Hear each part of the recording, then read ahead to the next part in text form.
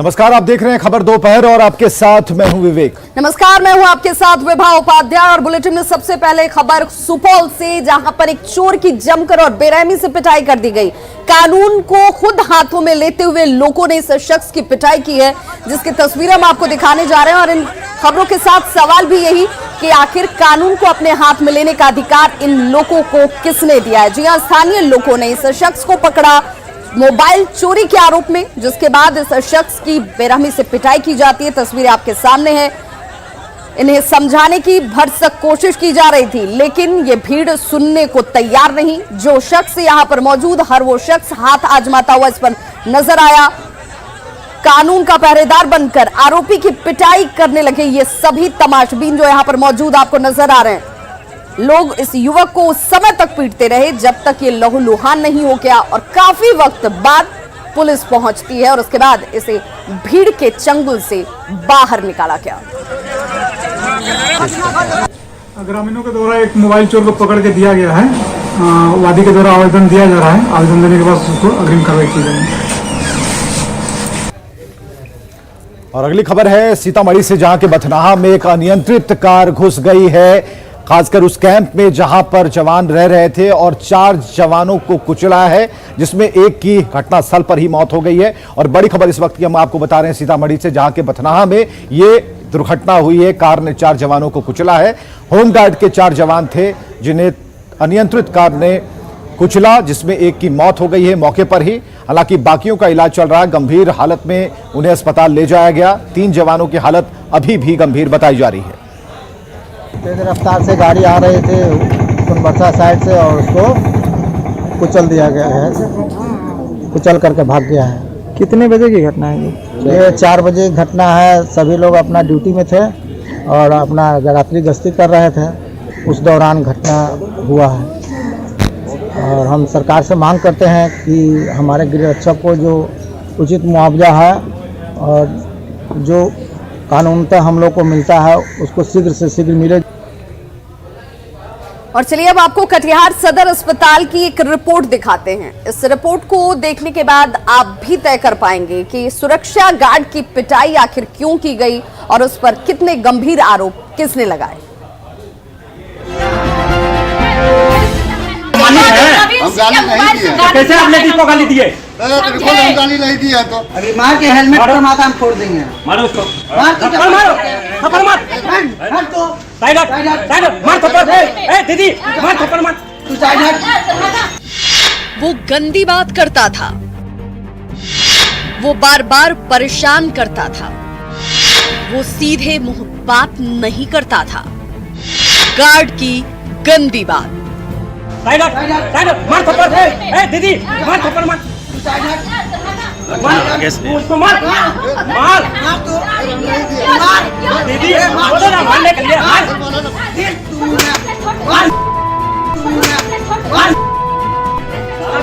ये तस्वीरें कटिहार सदर अस्पताल परिसर की, जहां कुछ लोग एक शख्स की पिटाई करते नजर आ रहे हैं। इस भीड़ में महिलाएं भी शामिल हैं। कोई हेलमेट से मार रहा है तो कोई लात और घूसों की बौछार कर रहा है। इस भीड़ में एक महिला बीच बचाव करती दिख रही है, जिसके हाथ में चप्पल भी है। ये पीट भी रही है और बचा भी रही है। इस पूरे फसाद के पीछे बदसलूकी है। तस्वीरों में पिट रहा शख्स कटिहार में सदर अस्पताल में बतौर गार्ड तैनात है, जिस पर एक अस्पताल की महिला सुरक्षा कर्मी ने बदसलूकी का आरोप लगाया है। किसी को गाली देना, किसी को एकदम नहीं करना, तुमको निकाल देंगे, अभी निकाल देंगे तुमको। महिलाओं के साथ अत्याचार कर रहा है, पूरा अत्याचार हो रहा है यहाँ पर। महिला सुरक्षा कर्मी का आरोप है कि पिछले कई दिनों से सदर अस्पताल में तैनात सुरक्षा गार्ड प्रकाश झा बदसलूकी कर रहा था। इस बात की खबर जब महिला के परिजनों को लगी तो वो सदर अस्पताल जा पहुंची और मौके पर ही गार्ड से पूछताछ शुरू कर दी। साइड हट, साइड हट, मार थप्पड़, ए दीदी मार थप्पड़ मार, उसको मार, मार दीदी बोलो ना मारने के लिए,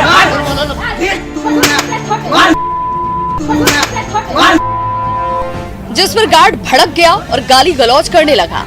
इतने में महिला के परिजन भी आक्रोशित हो गए और गार्ड की पिटाई शुरू कर दी, जिससे मौके पर थोड़ी देर के लिए अफरा तफरी मच गई। हालांकि अस्पताल प्रबंधन ने जल्द ही अस्पताल परिसर में शांति बहाल करा दी, लेकिन सवाल ये कि क्या अस्पताल प्रबंधन इस मामले पर संज्ञान लेगा?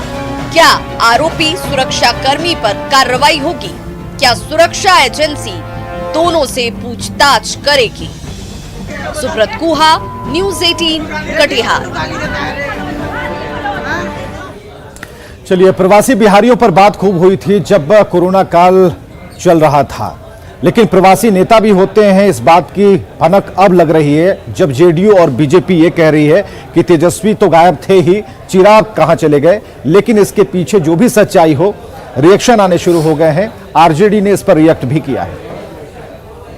देखिए, ये लोग जब चुनाव आता है, ये लोग प्रवासी लोग हैं, जितने भी राजकुमार लोग हैं, इनका पिता का जो फसल रोपता है ना खेत में, तो फसल काटने के समय लोग आते हैं। ये लोग आते हैं चुनाव में और फिर बाहर निकल जाते हैं ऐश मौज करने के लिए। आप देखें, राहुल गांधी की राह पर जो नेता निकल पड़े हैं, तेजस्वी यादव जैसे, ये लोग लग्जरी समझते हैं पॉलिटिक्स को। इनका पॉलिटिकल कोई कमिटमेंट है नहीं, ये पार्ट टाइम पॉलिटिशियन है। और गाहे बगाहे आप देखेंगे कि जनता के बीच से भाग खड़े होते हैं। तेजस्वी जी की 25 तक अलग जगह के गए किसान का, वहीं थे, कोई जवाब नहीं है। मुझे ताज्जुब इस बात का होता है ना कि लॉ एंड ऑर्डर की बिगड़ती व्यवस्था के बारे में, अवस्थिति के बारे में सत्ता प्रतिष्ठान से कोई सवाल नहीं। अरे उनको तो जो करना था उन्होंने कर दिखाया, मैंडेट को यहां तक लेके पहुंचा दिया ना कि छटपटा रही है वहां की सरकार।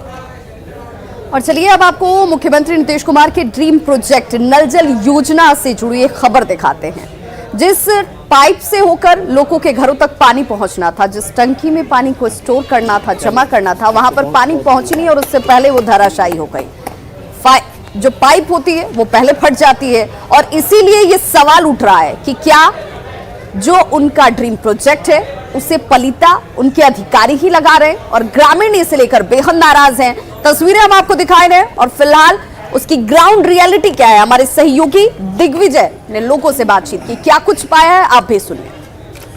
खगड़िया में नल जल योजना की क्या स्थिति है ये हम आपको दिखाना चाह रहे हैं। ये गांधीनगर गांव है, यहाँ पे ये देख सकते हैं कि आज ये टंकी लगी हुई थी, यहाँ पे 2-2 टंकी लगी हुई थी और जैसे ही इसमें जलापूर्ति शुरू की गई वो टंकी की स्थिति आप वो देख सकते हैं कि वो फट गया वहाँ से और दोनों टंकी जो चढ़ा हुआ था टावर पे वो जो से गिर करके टूट गया। ये स्थिति आप देख सकते हैं। गुणवत्ता को लेकर के लगातार खगड़िया में सवाल उठते रहे हैं कि जो नल जल योजना में जो कार्य यहाँ पे हो रहा है वो सही से नहीं हो रहा है। ग्रामीण भी लगातार इस बात को लेकर के शिकायत करते रहे कि नल जल योजना की जो स्थिति है वो सही से नहीं यहाँ पे पूरा हो चुका है। यहाँ पे कुछ लोग हैं ग्रामीण, उनसे हम ये बात करते हैं। ये कोराना गांधीनगर गांव है, क्या देख ही रहे हैं जो टूटा हुआ है, तो क्या हुआ, टूट गया है। पानी भरा हुआ था, पूरा टंकी नहीं भरा था, ट्राई हो रहा था, पानी कहाँ निकलता है नहीं निकलता है। वो पानी इसमें चला के गया, उधर था इसी जगह लेकिन बगल में था तो इधर ही फट के टूट के गिर गया। काम गड़बड़ हुआ है, सही से काम नहीं हुआ है इसका। ये लग रहा है कि सक्सेस नहीं होगा, सब यहाँ पे धांधली हो रहा है, बस कोई काम भी उतना मजबूत नहीं हो रहा है। जैसे देखिए तो आधा भी नहीं हो रहा था, ये टूट के गिर गया, सब जगह यही चल रहा है। हाँ बिल्कुल, गुणवत्तापूर्ण सामान लगाता तो नहीं टूटता, आप देखिए ट्रायल में ही टूट गया। किसी को भी नुकसान हो सकता था, गाय माल है यहाँ पे, किसी का भी नुकसान हो सकता था। खगड़िया में नल जल योजना की ये कोई पहली इस तरह की उदासीनता जो है आप तरह से गुणवत्ता को लेकर के सवाल उठे हैं, ये कोई पहली घटना नहीं है। इससे पहले भी बेलदौर में ये बात सामने आई थी कि जैसे ही जलापूर्ति शुरू हुई थी टंकी वहाँ फट चुका था और पानी लीकेज हो चुका था। ऐसे में गुणवत्ता को लेकर के कई सवाल उठ रहे हैं। दिग्विजय कुमार, न्यूज़ 18 खगड़िया। चलिए, बात जूनियर डॉक्टरों की करते हैं जिनकी हड़ताल लगातार जारी है, 6ठा दिन हो गया है और जो मरीज हैं उनके परिजन हैं बेहद परेशान है। पीएमसीएच का हाल क्या है ये अब बताएंगे आनंद अमृतराज। पत्नी 1 महीना से ऊपर से भर्ती है टीबी वार्ड में, 12A है हमारा सीट नंबर, और हमारा 4 बार ऑपरेशन के लिए बुलाए। दिन भर हमारी पत्नी फास्टिंग रहती है और उसके बाद शाम को लौटा दिया जाता है। बोलते क्या है लोग? एक बार बोले कि तौलिया खत्म हो गया, एक बार अपने डिसीजन में है कि ऊपर होगा कि नीचे होगा, पहले इसमें गड़बड़ा गए। उसके बाद 2 बार से बृहस्पति यूनिट उनका होता है ऊपर में, ऑपरेशन विजय बाबू का है, और वहाँ 2 बार गया, उसके बाद क्या बोल रहे हैं, ऑपरेशन क्यों नहीं कर रहे? वो कह रहे हैं कि अब हड़ताल टूटेगा तब करेंगे। हड़ताल चल रहा है, अभी नहीं कर सकते हैं, समझ गए। और हमको सेफ्टी होने का डर है, क्योंकि हड्डी 3 भाग में टूटी हुई है। कोई सुनने वाला नहीं, कोई सुनने वाला नहीं है, हम परेशान हैं। हमारे समझ साथ गए। भी सर समस्या है। क्या बताइए? हमारे बड़े भाई साहब मान लीजिए एक महीना 10 दिन से भर्ती है, सारा पाठ पुर्जा हम खरीद के दिए हैं, डॉक्टर साहब के यहाँ जमा है। और मान लीजिए डॉक्टर साहब सब हड़ताल पे है, उसका न ड्रेसिंग हो रहा है समय से, न उसका देखभाल हो रहा है समय से। और मान लीजिए जो माने सामान खड़ा है, ऑपरेशन नहीं हो रहा है, ऑपरेशन के कारण मान लीजिए पेशेंट मर रहा है। में जूनियर डॉक्टरों के स्ट्राइक आज 6वां दिन है और समस्या देखिए बढ़ती जा रही है। इस वक्त एक मरीज है, क्या नाम है आपका? चंदन कुमार है, भर्ती नहीं। कहाँ से आए हैं? बेगूसराय। क्या हुआ आपको? नस काम नहीं करता है। तो कोई नहीं देख रहा है? नहीं देख रहा, नाम उम काट दिया, बोला जाओ इधर से। तो आप कहाँ गए? अभी यहीं आए, फिर जा रहे घर, क्या करेंगे? कोई नहीं देख रहा है? नहीं। बेगूसराय पुर्जा भी देख लीजिए। अच्छा, बेगूसराय से आए थे? जी, बेगूसराय सदर अस्पताल से रेफर करके एम्बुलेंस वाले यहाँ आ गए। यहाँ पर एक जगह गए तो वहाँ बोले यहाँ चलो, इमरजेंसी में देखने के लिए तैयार नहीं हुआ, नहीं बैंडेज किया, नहीं कुछ किया। तब हम लोग दवाई, ब्लड जा रहा था पैसा के रास्ते से। कोई नहीं पूछ रहा, कोई इलाज नहीं हुआ, कोई इलाज नहीं हुआ। मेरा नाम है श्रुति देवी आशा है सर। आप कहाँ से हैं? हाँ सर, ऑपरेशन करवाने के लिए 1 महीना से पड़े हुए हैं। इंजेक्शन भी भोग दिया, सब चीज भोग दिया, उसके बाद भी ऑपरेशन रूम से निकाल दिया गया। क्या नाम है आपका? अभय शंकर। तो यहाँ पर आ रहे तो क्या बोल रहे हैं लोग? अभी तो इंजेक्शन ऑपरेशन रूम से थिएटर से निकाल कर देखिए, सुई इंजेक्शन सब भोग भाग कर फिर ऑपरेशन नहीं किया। अच्छा, मतलब सब कुछ करके उसके बाद ऑपरेशन नहीं किया। आप दिखाइए से। हाँ, क्या नाम है आपका? अभय शंकर। तो ये अभय शंकर कहाँ से आए हैं आप? हम तो आए नालंदा डिस्ट्रिक्ट से सर। तो नालंदा डिस्ट्रिक्ट से अभय शंकर आए हैं और ऑपरेशन के लिए यहाँ पर पहुंचे, लेकिन यहाँ पे तमाम तैयारी होगी तो लास्ट मिनट बोल दिया कि भाई ऑपरेशन नहीं होगा। तो ये स्थिति है पटना के पीएमसीएच अस्पताल में, जहाँ पे जूनियर डॉक्टरों के स्ट्राइक की वजह से पूरे जो यहाँ की व्यवस्था है चरबरा चुकी है। और जाहिर सी बात है, सरकार अपनी तरफ से सख्त और जूनियर डॉक्टर भी झुकने को तैयार नहीं है। तो फिलहाल पीएमसीएच की स्थिति क्या है, हमने आपको तस्वीर दिखाने की कोशिश की। कैमरामैन सुबोध के साथ आनंद अमृतराज, न्यूज 18 नेटवर्क, पटना। तो पीएमसीएच की स्थिति आपने देख ली, मरीज किस कदर परेशान है। कोई ऑपरेशन थिएटर के अंदर घुसता है विवेक, उसके बाद उसे बाहर निकाल दिया जाता है। उनके दर्द का अंदाजा लगाइए। और कुछ लोग दूर दराज से बड़ी उम्मीदों के साथ पहुंचे थे, लेकिन डीएमसीएच की स्थिति भी कमोबेश ऐसी ही है। 12 मरीज अब तक अपनी जान गंवा चुके हैं, लेकिन इसके बावजूद तनिक भी फर्क नहीं पड़ रहा जूनियर डॉक्टरों पर। और यहां पर भी मरीजों की परेशानी जस की तस बनी हुई है। पीने सबसे जुर्दाहा नहीं खा रहे हैं, नहीं पी रहे हैं, भरी रात रोकर बिहान करते हैं दर्द से, कोई सहारा नहीं। घर वाला भी मर, एक बेटा लेके दुनिया बंद है, नहीं खुलेगा। हड़ताल है नहीं है। अभी भाड़ा लगा के 400-500 रुपए भाड़ा लगा के हम लोग आते हैं। अब बताइए मरीज को परेशानी कितना हो रहा है। दर्द के मारे परेशान है, न कुछ खा रहे न पी रहे, बहुत दिक्कत तकलीफ है। अब यहाँ से फिर आया, फिर आप कह रहे हैं यहाँ बंद है। एक कदम आगे बढ़ाना चाहिए और सही तौर पर गरीब को अगर सहूलियत देनी चाहते हैं चिकित्सा क्षेत्र में, हमारे जूनियर डॉक्टर एसोसिएशन के जो पूर्व से जो आपने कमिटमेंट कर रखा है कि 3 साल के बाद हम वेतन का पुनरीक्षण करेंगे, उसको जल्द से जल्द लागू किया। और खबर आ रही है कि नीतीश कुमार जेडीयू ऑफिस पहुंचे हैं और जयंती के मौके पर अरुण जेटली को उन्होंने श्रद्धांजलि दी है। और नए पार्टी के जो अध्यक्ष हैं आरसीपी सिंह, वो भी पार्टी दफ्तर में मौजूद हैं। तो तस्वीरें हम आपको दिखा रहे हैं और हम आपको बताएं कि जेडीयू ऑफिस पहुंच चुके हैं नीतीश कुमार। और आज अरुण जेटली की जयंती है, जिन्हें श्रद्धांजलि नीतीश कुमार ने दी है। तस्वीर पर माल्यार्पण किया है, राष्ट्रीय कार्यकारिणी के सदस्यों से मुलाकात भी की है और नए अध्यक्ष आरसीपी सिंह भी जेडीयू दफ्तर में मौजूद हैं।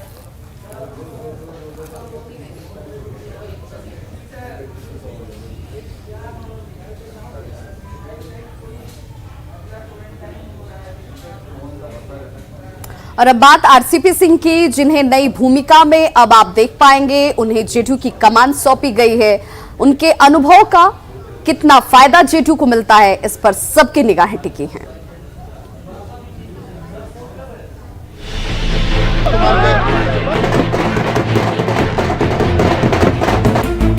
नालंदा के छोटे से गांव मुस्तफापुर के रहने वाले 62 साल के रामचंद्र प्रसाद सिंह जेडीयू के नए राष्ट्रीय अध्यक्ष बने हैं। बिहार की सत्ता पर काबिज जेडीयू पार्टी की जिम्मेवारी अब आरसीपी सिंह के कंधों पर है। लंबा प्रशासनिक और सियासी अनुभव जेडीयू कार्यकर्ताओं को खासा उत्साहित कर रहा है।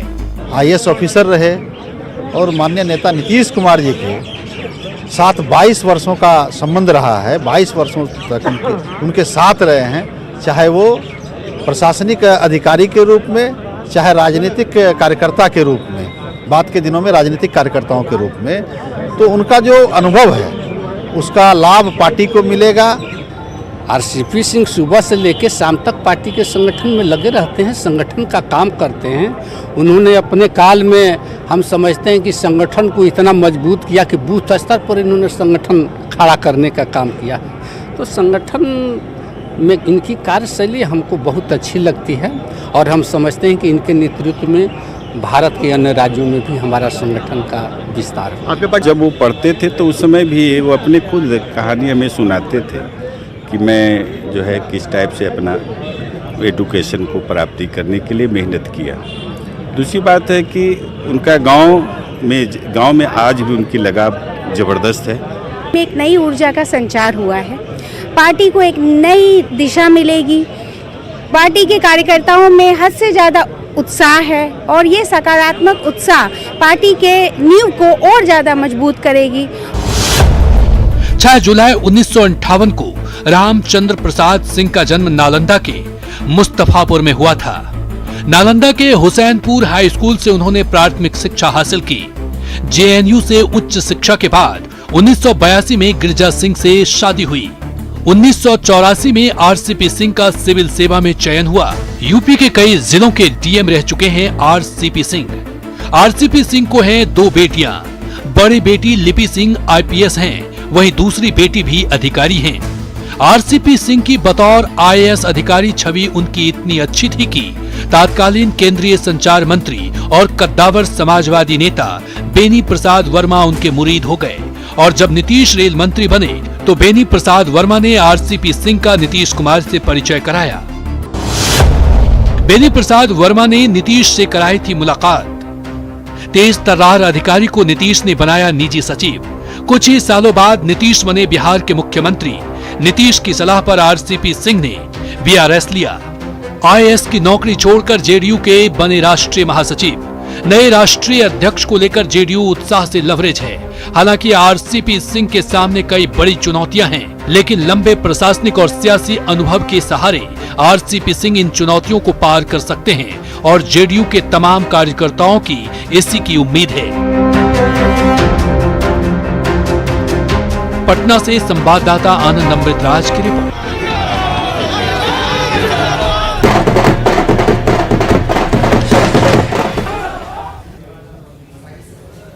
आप देख रहे हैं खबर दोपहर और अब बेतिया की बात करेंगे, जहां धान खरीद योजना को किस तरीके से धूमिल किया जा रहा है ये हम आपको बताने जा रहे हैं। हमारे सहयोगी प्रफुल्ल ने कुछ बातों को सामने लाने की कोशिश की है, जिसमें साफ तौर पर आप देख सकते हैं कि जो टैक्स की परिकल्पना है वो कहीं धूमिल हो रही है और बिचौलियों के हाथों में अपने धान को बेचने की कोशिश करते हैं किसान, क्योंकि औने पौने दाम पर उन्हें बेचने की मजबूरी होती है कि सरकार धान नहीं लेगी, पैक्स में उनका धान नहीं जाएगा। तो फिर बिचौलियों जो पीछे लगे होते हैं किसानों के, अब वो पीछे लग जाते हैं कि आप हमें धान खरीद की जो वास्तविक मूल्य है 1800, जो सरकार ने 1850 रुपए कर रखी है, उससे कम कीमत पर ये औने पौने दाम पर बेचकर किसान अपनी क्षतिपूर्ति का हिसाब करते हैं। प्रफुल्ल कुमार की रिपोर्ट देखिए। आप देख सकते हैं अभी मैं इसकी हकीकत क्या है पश्चिम चंपारण जिले से मैं आपको दिखाना चाहता हूं कि ये चनपटिया प्रखंड क्षेत्र का जैतिया पंचायत है और किसानों की हालत ये है कि किसान के जो भी धान है वो इस तरह से बेड़ी में करके रखे हुए हैं। यहाँ पे अभी तक धान की खरीद शुरू नहीं हुई है। आप लोग किसान हैं, मतलब पैक से धान क्यों नहीं आप खरीद रहे हैं? कोई खरीद नहीं करता है। बोनिया जो खरीदता है औने पौने भाव में खरीदता है। अभी तक कोई धान को पूछने वाला नहीं है और हम लोग इसी तरह अपना धान चाहे गेहूँ चाहे और रकम बेच देते हैं। मार्केट का जो रेट होता है सरकारी रेट में नहीं बिकता है। तो इसलिए हम लोग चाहते हैं कि सरकार अपना व्यवस्था करो, जो नियम खुला हुआ है केंद्र सरकार से वो लागू हो और उसमें हम अपना जो फसल है उसको हम बेचें, उसमें दें उससे अच्छा हम कीमत प्राप्त करें, जिससे हम लोगों को सुख सुविधा मिले। हर साल धान गेहूं की फसल करते हैं, तोरी मसूर का, और बहुत कम लागत से हम लोग उसको बेच देते हैं। धान आप लोग कितना मतलब साल में हो जाता है? धान हम लोग को साल में 500 क्विंटल धान हो जाता है। तो पैक्स में नहीं दे पाते? नहीं, पैक्स में नहीं दे पाते हैं, कोई सुविधा नहीं है पैक्स के द्वारा हम लोग के यहाँ, यही दिक्कत है। तो हकीकत यही है धरातल पे कि पैक्स भले ही सरकार सारी योजनाएं ला रही हैं, धान अधिप्राप्ति का निर्देश भी जारी कर दिया गया है, लेकिन धरातल पर हालात यही हैं कि पैक्स से कहीं भी खरीदारी नहीं हो रही है और किसान औने पौने दाम में अपने धान को बेचने को मजबूर है, या यूँ कहे कि पश्चिम चंपारण जिले में सरकार की योजना दम तोड़ती दिख रही है। प्रफुल्ल कुमार, न्यूज़ 18 बेतिया। और खबरें लगातार जारी हैं, बने रहिए हमारे साथ।